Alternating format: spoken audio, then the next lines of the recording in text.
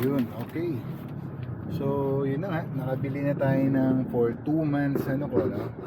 For 2 months gamot ko, maintenance. This is Telmisartan or Telmirin, brand name Telmirin, 80 milligrams. And dalawa na yung binili natin. And of course, itong sa balikat ko, thank you, shout out to Tito Rolly. Discover niya to. Ayan, Amelts. Magandang pampahid to, no? Ayan yun, no? Yung itsura niya. So pinapahid ko yan sa frozen shoulder ko. Malaki yan na effect.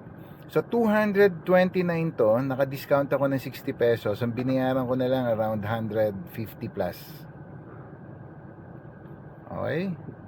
So yan yun, naka-discount ako ng 60 pesos. May discount siya kanina diyan sa Mercury Drug. Alright. So thank you.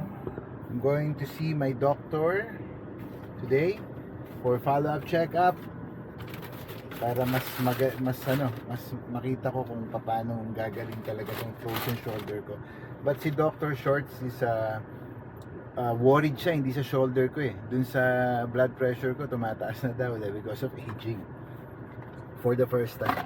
Kaya binigyan niya ako ng eto, yung gamot na yan, Telmirin. Okay, so see you.